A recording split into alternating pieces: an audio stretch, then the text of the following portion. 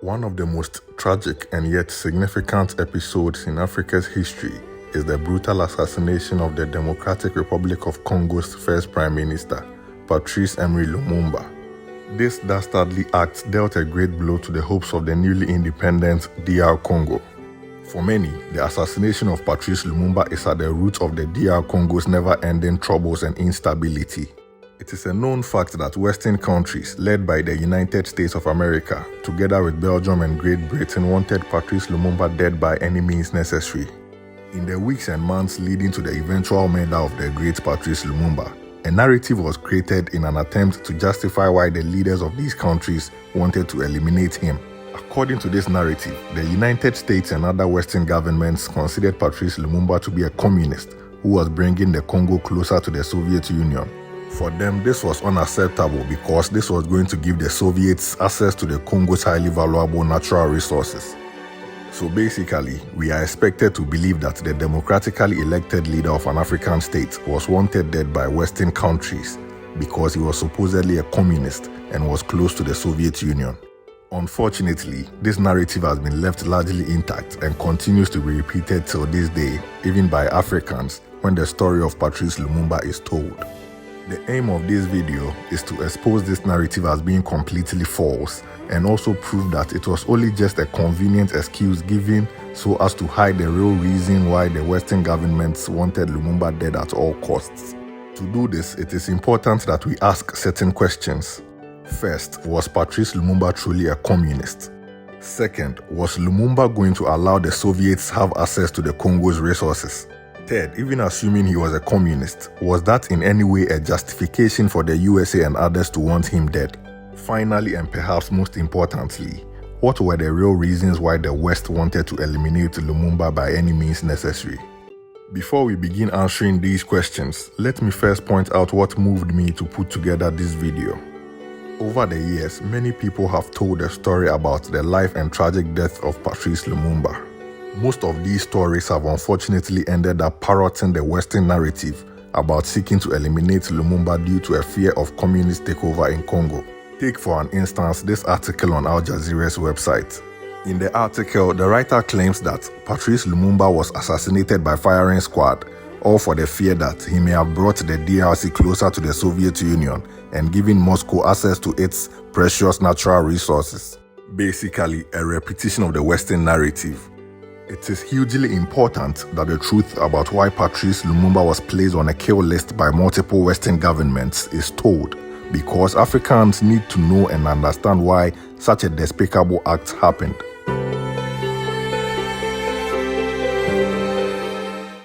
From the late 1940s until 1991, there existed an ideological and political rivalry between the West, led by the United States, and the East, led by the Soviet Union. This rivalry was referred to as the Cold War.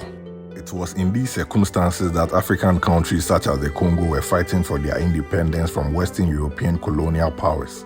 Many African leaders such as Ghana's Kwame Nkrumah, Guinea's Ahmed Sékou Touré, and Egypt's Gamal Abdel Nasser declared neutrality with regards to the Cold War and pursued a policy of non-alignment to either Western or Eastern powers.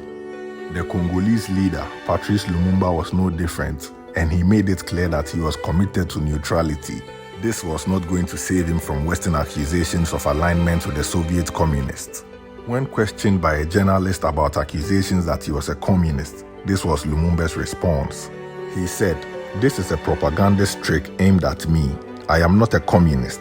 The colonialists have campaigned against me throughout the country because I am a revolutionary and demand the abolition of the colonial regime, which ignored our human dignity.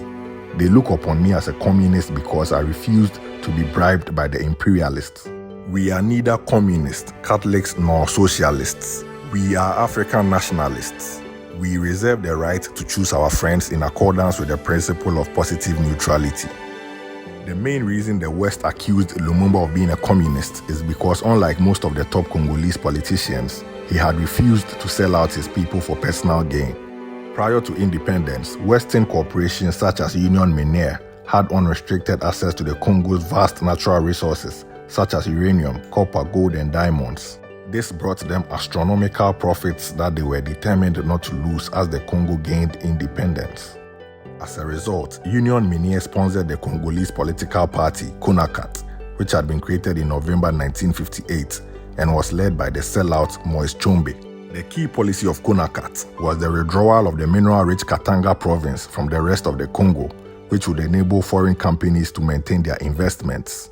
These foreign companies, most especially Union Minier, were determined to ensure that Katanga was not going to be part of a unified Congo under a nationalist government led by Patrice Lumumba.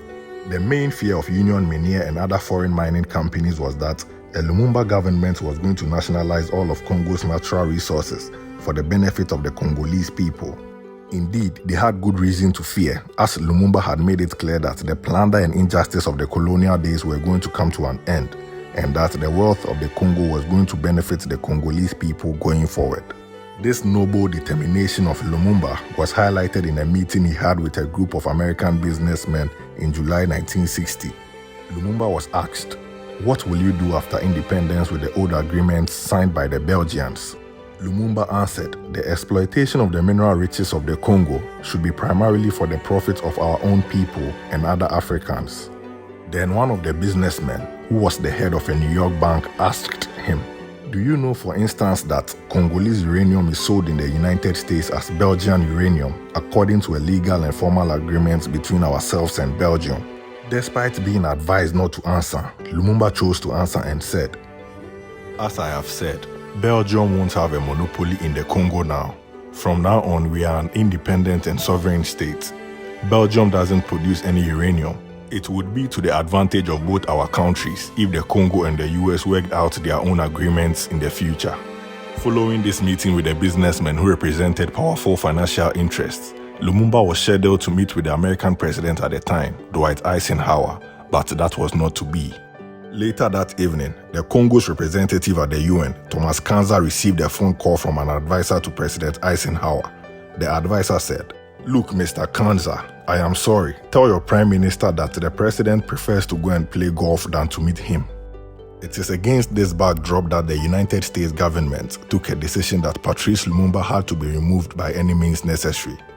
An authorization was given by the American government for the consideration of any particular kind of activity which might contribute to getting rid of Lumumba.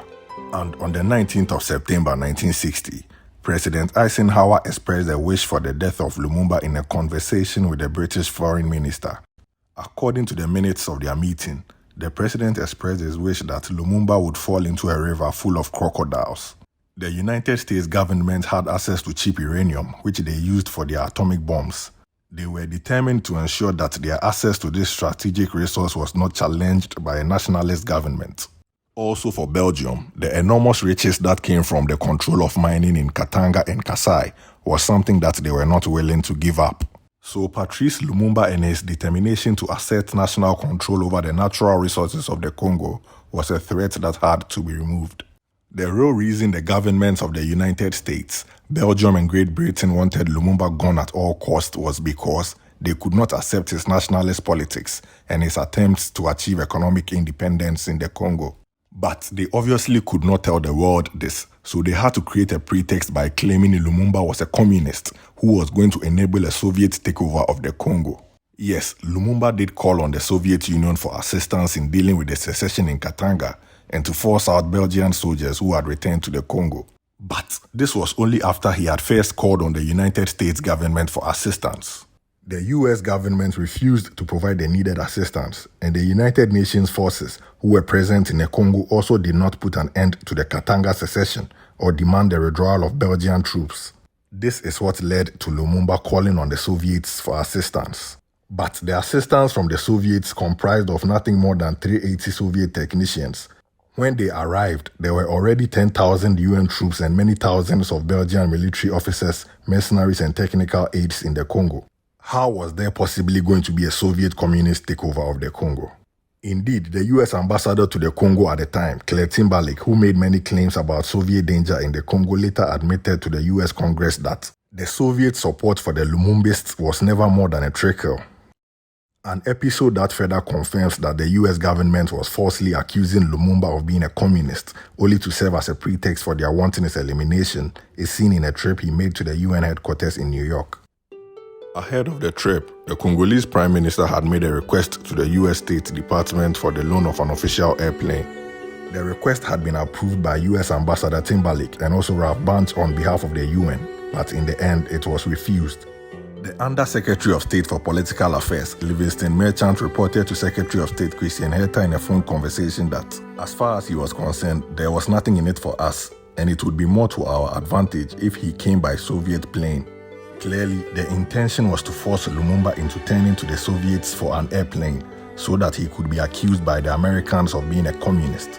And this is exactly what happened. As with no other choices available, Lumumba had to accept the offer of a plane from the Soviet Union. Just as was intended, Lumumba was heavily criticized by the American media for his use of a Soviet aircraft to fly to the US. This, they said, meant that he was a communist. A journalist with the New York Times confronted Lumumba over this, and he responded by asking, "What was I to do?" Now it is said that I am a communist, but judge for yourself what was more important, to be regarded a communist or to turn down an opportunity to go to the UN to defend our interests there. Judge for yourself. Are you a communist, Mr. Lumumba? It always makes me laugh when I'm asked that question. I'm not a communist at all. You know, I've often been presented as a communist, as anti-white, anti-Belgian, as someone destructive. Absolutely not. I'm simply a nationalist leader fighting for an ideal. I'm not a communist at all, I never will be.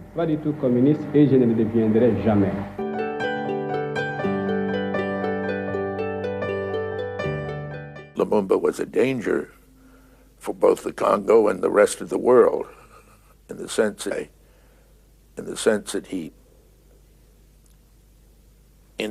he was allowing the Soviets to come in, and we were certainly believed that there was a very good chance that they would take over control of the Congo. The popular narrative goes that the US government sought to eliminate Patrice Lumumba because they feared he was going to allow the highly valuable natural resources of the Congo fall into the hands of the Soviet Union.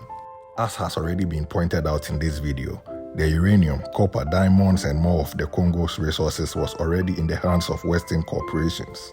It is this reality that Patrice Lumumba sought to change, as it made no sense for foreigners to be the chief beneficiaries of the resources found in Congo, as the Congolese people wallowed in poverty. So with this in mind, we must ask this question. Why would Lumumba fight so hard to ensure the Congolese government had control over the Congo's resources, only to then turn around to hand it over to the Soviets? Clearly, Lumumba was against the foreign ownership and control of the Congo's resources. So how was he going to hand over control to a new set of foreigners? This made no sense. The nationalist stance of Lumumba came with great dangers as he alienated the powerful Western countries. If indeed Lumumba wanted to sell out and become a puppet, he knew the West, led by the US, were the most powerful. So why would he not have sold out to them, as Mobutu, Kasavubu, and Chombe did? In fact, Lumumba's decision to first turn to the US at critical points shows he harbored no bitterness towards the US, and also that he recognized that they were better placed to assist the newly independent Congo. Unfortunately, the United States government had no such intention to assist the newly elected leader of the Democratic Republic of Congo.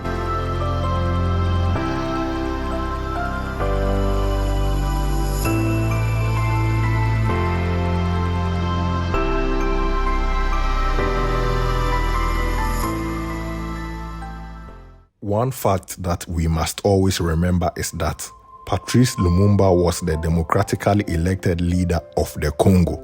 The Congolese people voted and chose him to lead them after independence. Western governments had no right whatsoever to intervene in the affairs of the newly independent Congo.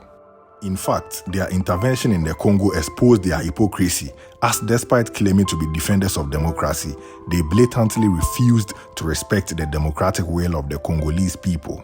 The Congolese people heard about Lumumba's nationalist policies and went ahead to vote for him. This meant that a majority of the Congolese people wanted the economic independence that Lumumba was advocating for. And even if Lumumba was headed in the wrong direction, it was the sole right of the Congolese people to oppose him. This is what sovereignty and democracy entails. Can any foreign government intervene in the domestic affairs of the United States?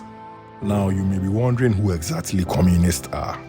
Communism is a political, social, and economic system centered around the collective ownership of the means of production and the natural resources of a society. So basically, a communist is one who believes in the principles of communism. The Soviet Union considered themselves to be a communist state. Hence, citizens and allies of the Soviet Union were referred to as communists. So that is where the Western accusations against Patrice Lumumba came from. Throughout the Cold War, any leader who dared to assert their independence and did not bow to Western influence was demonized as being a Soviet communist. It did not matter that these leaders were democratically elected, as in the case of Ghana's Kwame Nkrumah, Iran's Mohamed Mossadegh, and Guatemala's Jacobo Arbenz. At the height of the political crisis in the Congo, a United Nations General Assembly session took place. The president of Ghana, Kwame Nkrumah, addressed the General Assembly, and the main focus of his speech was on the Congo. President Nkrumah called for support for the legitimate government of Patrice Lumumba and criticized the UN for its failure to remove Belgian troops from the Congo and to end the secession of Katanga. He further stated that to do anything to damage the prestige and authority of that government would be to undermine the whole basis of democracy in Africa. President Nkrumah also called for African nations to avoid military alliances with countries outside the continent, and for the UN to use only African nations and troops to create an African solution to the problem. At the end of his speech, President Nkrumah received a standing ovation from most of those present in the hall, but the United States government had a completely different reaction. They considered Nkrumah's speech as a sign that he was very definitely leaning towards the Soviet bloc. This is in spite of the fact that Ghana's president was only defending the legitimate government of Patrice Lumumba and trying to keep the Congo crisis from becoming messed up in the Cold War between the two superpowers. But such neutrality was not acceptable to the US government, which had the position of "you are either with us or against us." For Kwame Nkrumah's independence and his African nationalist politics, the United States undermined his government for years and finally orchestrated a military coup to overthrow him in 1966. Now, in case you are thinking that the undermining of nationalist leaders by the West is only limited to Africa, you are wrong. In 1953, many years before Patrice Lumumba was assassinated, the democratically elected Prime Minister of Iran, Mohamed Mossadegh, was overthrown in an American and British orchestrated coup. The Iranian Prime Minister had committed the same offense as Lumumba in the eyes of the American and British government. That is, seeking to assert national control over the country's natural resources. In the case of Iran, the Prime Minister had led the decision to nationalize the nation's vast oil reserves. In reaction to this, he was attacked by the West for being a communist who was going to enable a Soviet takeover of Iran. Does this sound familiar? Yes, this was the very same claim made against Lumumba to justify efforts to remove him. Here is an excerpt from an interview with Iranian historian and author Evan Abrahamian, where he exposes how the United States government used communism as an excuse to overthrow Mossadegh. Well, the official argument that's constantly repeated was it was to save Iran from communism and the Soviet threat. In reality, when you look at the documents, there was no communist threat or Soviet interest in Iran. The main concern of United States was that if nationalization in Iran of oil was successful, this would set a terrible example to other countries where U.S. oil interests were present, countries such as Kuwait, Saudi Arabia, Venezuela, Indonesia. So the nightmare in Washington was that if you have a successful nationalization in Iran, this would be a contagious disease that would spread throughout the world, and this would change the whole balance of power.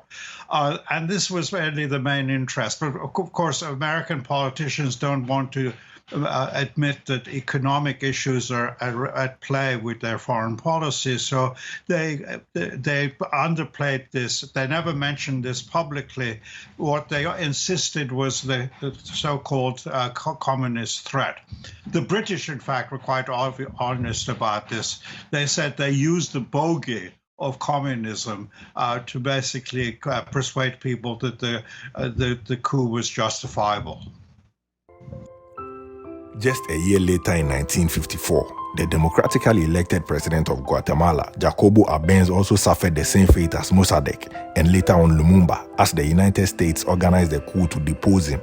The main offense of Arbenz in the eyes of the US government was his program of land reform. The Arbenz government expropriated large tracts of uncultivated land and distributed it to approximately 100,000 landless peasants. In reaction to this, the American Secretary of State, John Foster Dulles, claimed that Guatemalans were living under a communist type of terrorism. This was only one of many such accusations by top US officials against Arbenz. This was all despite the fact that the Soviet Union did not even provide Guatemala with any kind of military assistance or even maintain diplomatic relations with them. In fact, Guatemala had voted at the United Nations so closely with the United States on issues that went against the interests of the Soviet Union, but all this did not matter. The Guatemalan foreign minister at the time lamented that the United States was categorizing as communism every manifestation of nationalism or economic independence. So there you have some other historical instances that closely mirror what happened to Patrice Lumumba and the deception around the real reasons why he had to be eliminated. As has been shown by this video, there was no basis for the allegations about the Soviet threat that Western governments made against Lumumba. The real problem with Lumumba was his nationalist politics and his determination to see that the vast resources of the Congo benefited the Congolese people. The governments and corporations of the United States and Belgium especially were not willing to allow their stranglehold over the Congo to be threatened, and this is why Lumumba had to go by all means. In fact, several top government officials of the American government at the time had close ties to companies with direct financial interests in the Congo. These officials included Christian Herter, the Secretary of State, who had family ties to Mobil Oil with direct investments in the Congo. Others were Thomas Gates, the Secretary of Defense, Douglas Dillon, the Under-Secretary of State, and the American ambassador to Brussels, William Burden. All of these top officials had connections to companies that were operating and profiting from the Congo. So we see why these officials were hell-bent on getting rid of Lumumba, as he threatened their personal interests. But they obviously could not tell the world this, so they had to demonize the great African leader with false claims of communism and a Soviet threat.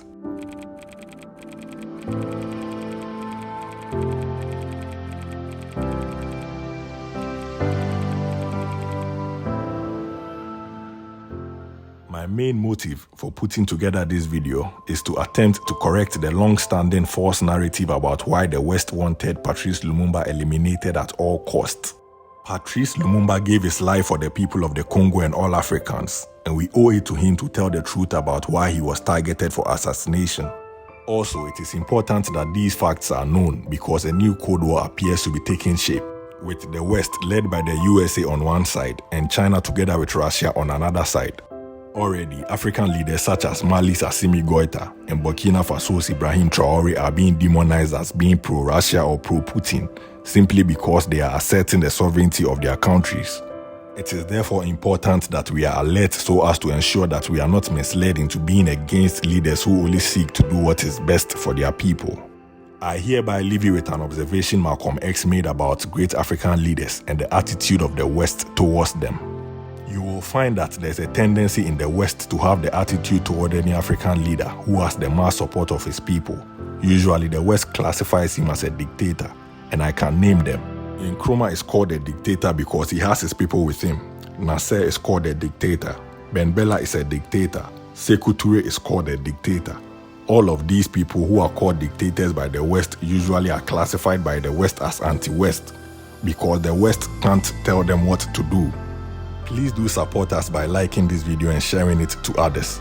And please do not forget to hit the subscribe button. Thank you so much for watching.